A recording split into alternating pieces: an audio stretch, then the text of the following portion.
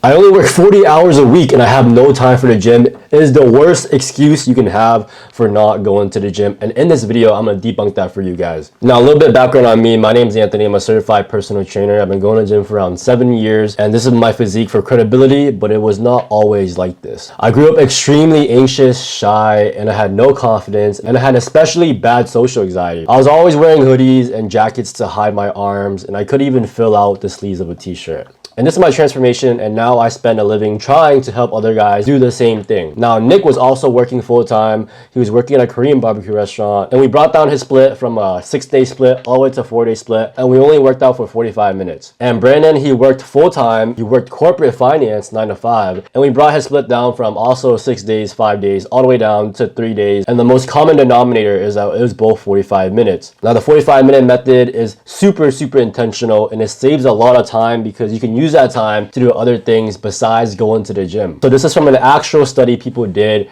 So more time in the gym does not equate to more muscle. When you do up to 10 sets a week, that's about the sweet spot. Obviously, if you do more, there is potential for more muscle growth, but there is less ROI for literally more time. So if you go from 10 to 20 sets, you're literally doubling your time for only half the growth. So being busy isn't the problem, doing too much is. So 3 to 4 days, 45 minutes is literally the sweet spot, especially when it comes to busy men. So as you can see here, this is the graph that's from an actual study. So as you can see here, the middle, which is the 10 sets a week, is around the sweet spot. And anything more than that, you could make progress, but there is a diminishing return when you get past the 19 sets a week mark, right? I don't have time to cook. Well, you, my friend, sweet potatoes and ground beef.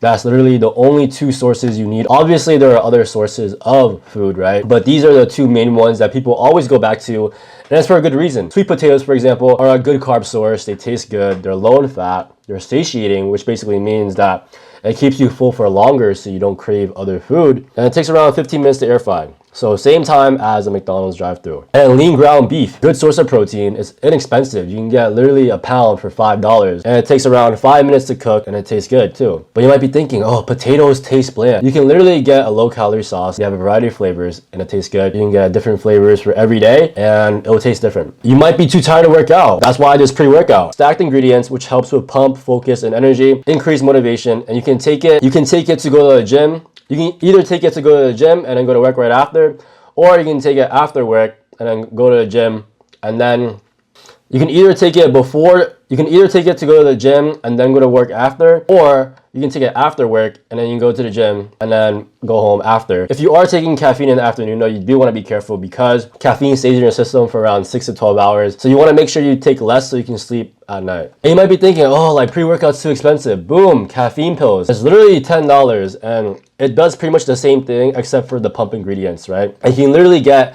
120 servings for literally less than a Starbucks order. So those are your two options. All right, the next excuse that people say is that they don't know what workouts to do. Here are some common mistakes that I see people make personally. So the first one is using TikTok, right? You can find thousands of workouts on TikTok, but if the workout itself was the answer, everybody would be jacked. Or they're using AI and they're trying to be smart. They're trying to use AI. I get it. And AI can write you a workout in 10 seconds. But it can't know if you're recovering well. It can't look at your form. It can't see if you're sandbagging. Sandbagging basically means that the set's too easy. And they can't see if your volume is too high or too low.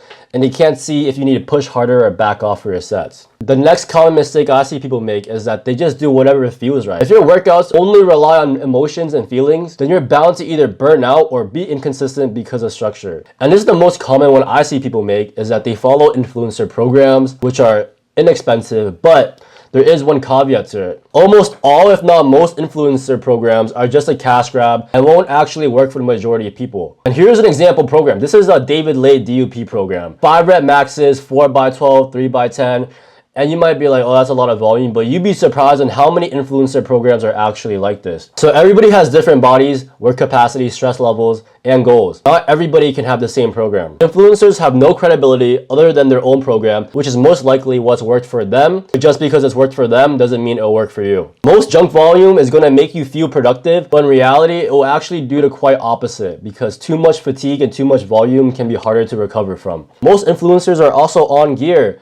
and most people aren't, so they're not going to be able to recover from the same amount of volume. Now, if you're still here, you're either serious about making progress, you just lack clarity, you're committed and open-minded, or if you've already left and you probably wanted a quick fix, you think you know everything, or you're uncommitted and have a big ego and think you know everything. Well, I can't do anything if you've left already, but if you're still here, these are some things you might be thinking. I don't need more information. I just need somebody to tell me what to do. I have the money to fix this. I just don't have time to figure it out. Or I've watched 100 videos and I'm confused more than I started.